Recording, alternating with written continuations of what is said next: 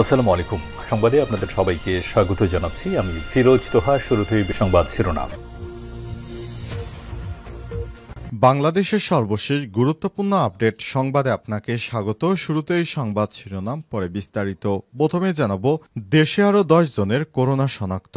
দেশে গত 24 ঘন্টায় 10 জনের শরীরে নতুন করে করোনা ভাইরাস পাওয়া গেছে। 107 জনের নমুনা পরীক্ষা করে এই 10 জনের শরীরে করোনা ভাইরাস শনাক্ত করা হচ্ছে। তবে অনেকেই বলছেন, ভারতের বিভিন্ন রাজ্য থেকে অসুস্থ ব্যক্তিদের ধরে ধরে বাংলাদেশের বর্ডার দিয়ে দেশের ভিতরে পাঠানো হচ্ছে। 24 ঘন্টা আক্রান্ত কারো এখনো মৃত্যু হয়নি। এ নিয়ে মোট আক্রান্ত রোগীর সংখ্যা দাঁড়িয়েছে 20,51,770 জনে। আজ স্বাস্থ্য অধিদপ্তর থেকে পাঠানো করোনা বিষয়ক নিয়মিত বিজ্ঞপ্তিতে এই তথ্য জানানো হয়। জানাবো, ক্ষমতাচ্যুত হতে পারেন নেতানিয়াহু।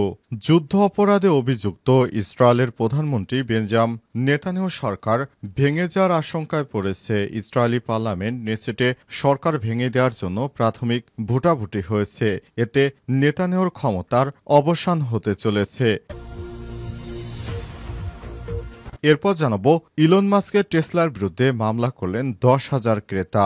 সুর নরম করলেন ইলন মাস্ক। ক্ষতিপূরণের দাবিতে আদালতে দ্বারস্থ হয়েছে টেসলার 10,000 মালিক। কোনো আগাম সতর্কতা বা দৃশ্যমান কারণ ছাড়াই চলন্ত অবস্থায় হঠাৎ করে ব্রেক কষে টেসলা কোম্পানির গাড়িগুলো, বিশেষ করে অটোপাইলট ফিচার চালু থাকলে সমস্যা বেশি দেখা দিচ্ছে। আর এ কারণে ক্লাস অ্যাকশন মামলা করেছেন তারা।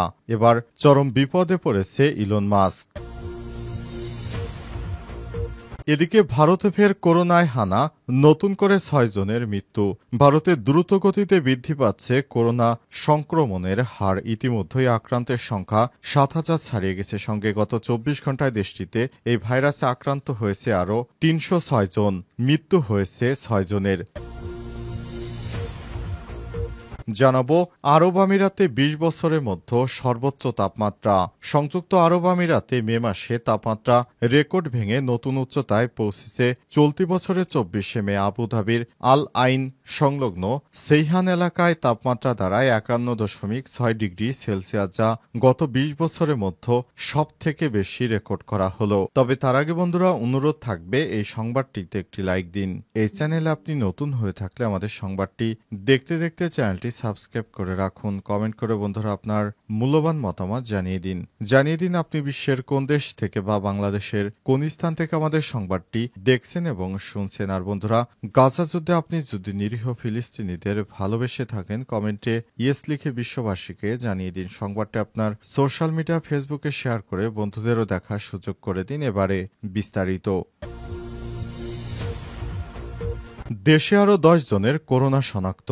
দেশে গত 24 ঘন্টায় 10 জনের শরীরে নতুন করে করোনা ভাইরাস পাওয়া গেছে। 107 জনের নমুনা পরীক্ষা করে এই 10 জনের শরীরে করোনা ভাইরাস শনাক্ত করা হচ্ছে। তবে অনেকেই বলছেন, ভারতের বিভিন্ন রাজ্য থেকে অসুস্থ ব্যক্তিদের ধরে ধরে বাংলাদেশের বর্ডার দিয়ে দেশের ভিতরে পাঠানো হচ্ছে। 24 ঘন্টা আক্রান্ত কারো এখনো মৃত্যু হয়নি। এ নিয়ে মোট আক্রান্ত রোগীর সংখ্যা দাঁড়িয়েছে 20,51,770 জনে। আজ স্বাস্থ্য অধিদপ্তর থেকে পাঠানো করোনা বিষয়ক নিয়মিত বিজ্ঞপ্তিতে এই তথ্য জানানো হয়। জানা গেছে, গত 24 ঘন্টায় আক্রান্তদের প্রত্যেকেই ঢাকা মহানগরী এলাকার বাসিন্দার। আগে গত মঙ্গলবার 101 জনের নমুনা পরীক্ষায় 13 জনের শরীরে করোনা ভাইরাস পাওয়া যায়। বিজ্ঞপ্তিতে বলা হয়েছে, 24 ঘন্টায় করোনা থেকে সুস্থ হয়েছে 2 জনের। ফলে এর সংখ্যা এখন 20,19,380-তে দাঁড়িয়েছে। মহামারী শুরু থেকে এখন পর্যন্ত মোট শনাক্তের হার 13.5%। আর 24 ঘন্টায় শনাক্তের হার 0.35%। অর্থাৎ বাংলাদেশে পর্যন্ত গত 2020 সাল থেকে পর্যন্ত 20,19,308 জন করোনার রোগী পাওয়া গেল। 2020 সালের 8 মার্চ থেকে দেশে প্রথম 3 জনের দেহে করোনা ভাইরাস শনাক্ত হয়। এরপর 10 দিন পর ওই বছর 18 মার্চ দেশে এই ভাইরাসে আক্রান্ত হয় প্রথম একজনের মৃত্যু হয়। 2021 সালের 5 ও 10 আগস্ট 2 দিন করোনায় সর্বাধিক 264 জন মারা যায়। ক্ষমতাচ্যুত হতে পারেন নেতানিয়াহু। যুদ্ধ অপরাধের অভিযুক্তে ইসরায়েলের কট্টরপন্থী ইহুদিবাদী প্রধানমন্ত্রী নেতানিয়াহু এবার ক্ষমতাচ্যুত হতে পারে। তার বিরুদ্ধে ইসরায়েলের পার্লামেন্ট নেসেটে আনাস্থা ভোটের জন্য ভোটাভুটির প্রাথমিক পর্যায়ে চলে এসেছে। এবার দখলদার ইসরায়েলের প্রধানমন্ত্রী বেঞ্জামিন নেতানিয়াহু নেসেটে তার বিরুদ্ধে অনাস্থা ভোট হতে পারে এবং সেই ভোটের মাধ্যমে তার বিরুদ্ধে যদি অনাস্থা ভোট দেয় সবাই, তাহলে তিনি এবার ক্ষমতাচ্যুতি হতে পারেন। গাজায় নিরীহ ফিলিস্তিনিদেরকে হত্যা করার জন্য তার দলের লোকজনই তার বিরুদ্ধে এবার উঠে পড়ে লেগেছে। দখলদার ইসরায়েলের প্রধানমন্ত্রী বেঞ্জামিন নেতানিয়াহু পৃথিবীর নিকৃষ্ট এক স্বৈরশাসক, এবার তার বিরুদ্ধে সবাই জেগে উঠেছে। এখন আর তাকে কেউ ক্ষমতায় দেখতে চাচ্ছে না। নেতানিয়াহু হচ্ছে পৃথিবীর নিকৃষ্ট এক স্বৈরশাসক। এবার পশ্চিমারাও তার বিরুদ্ধে খেপেছে, কারণ তিনি গাজায় যুদ্ধ পরিস্থিতি বাঁধিয়ে দিয়ে তিনি নির্বাচন দিতে চান না। তিনি একচাটা ক্ষমতায় থাকতে চান। এই বিষয়টির কারণে যুক্তরাষ্ট্র এবং ইসরায়েল জুড়ে নেতানিয়াহুর বিরুদ্ধে ব্যাপক বিক্ষোভ সমাবেশ হচ্ছে। তাই নেতানিয়াহু এবার কোনো উপায় না পেয়ে সর্বশেষ তিনি পালাতে বাধ্য হয়েছেন। পৃথিবীর এই নিকৃষ্ট স্বৈরশাসক ইহুদিবাদী নেতানিয়াহু, যিনি এমন একটি জঘন্য মানুষ যার হাতে লেগে আছে মুসলিমদের রক্ত।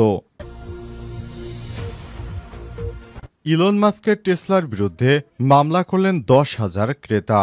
ক্ষতিপূরণের দাবিতে আদালতে দ্বারস্থ হয়েছে অস্ট্রেলিয়ায় প্রায় 10,000 টেসলা মালিক এবং যুক্তরাষ্ট্রের আরও অনেকেই। কোনো আগাম সতর্কতা বা দৃশ্যমান কোনো কারণ ছাড়াই এই ধরনের কর্মকাণ্ড পরিচালনা করার জন্য ইলন মাস্কের বিরুদ্ধে এবার মাঠে নেমেছে বিভিন্ন টেসলা মালিকরা। তাদের একটাই দাবি, ইলন মাস্ক এই ধরনের কোনো কাজ করতে পারে না।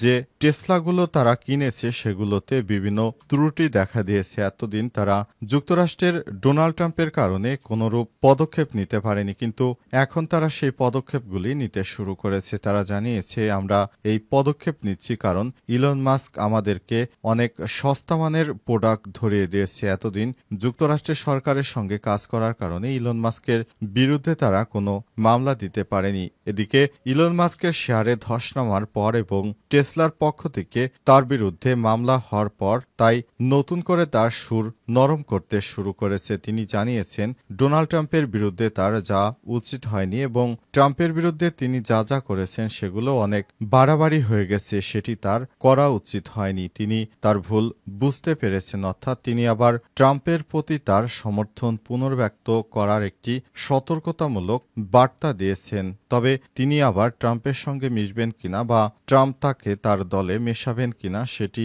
এখনও স্পষ্ট নয়। তবে তিনি বিশ্বের শীর্ষ ধনী, তো এ কারণে তার প্রতি একটু সাবকর্নার থাকা ট্রাম্পের স্বাভাবিক। তবে সে বিষয়গুলি এখনও স্পষ্ট করা হয়নি। ভারতে ফের করোনার হানা, নতুন করে 6 জনের মৃত্যু। ভারতে দ্রুত গতিতে করোনা ভাইরাস ছড়িয়ে পড়ছে। এ কারণে ভারতে নতুন করে সতর্কতা জারি করা হয়েছে। এ পর্যন্ত বিভিন্ন রাজ্যে করোনা ভাইরাসের জন্য টেস্ট করা হচ্ছে। ভারতের পাশাপাশি বাংলাদেশেও করোনা ভাইরাস নিয়ে টেস্ট করা হচ্ছে। তবে বাংলাদেশে এ পর্যন্ত আজ 10 জনের করোনা শনাক্ত হয়েছে। তবে ভারতে এই সংখ্যা অনেক বেশি। ভারতে যারা যাবে বা আসবে তাদেরকে খুব যত্ন সহকারে চেকিংয়ের আওতায় আনতে হবে, তা না হলে অনেকেই ভারত থেকে রোগটি বাংলাদেশের অভ্যন্তরে ছোঁয়াচের মাধ্যমে সেগুলো আবার নিয়ে আসতে পারে। অনেকেই বলেছিল যে গরমের সময় নাকি করোনা হয় না, কিন্তু বর্তমান যে পরিস্থিতি দেখা যাচ্ছে তাতে গরম কিংবা শীত সব সময় করোনা সমান হারে বংশবৃদ্ধি করতে পারে। একই সঙ্গে গত 24 ঘন্টায় দেশটিতে অর্থাৎ ভারতে ভাইরাসে আক্রান্ত হয়েছে নতুন করে 6 জনের মৃত্যু হয়েছে।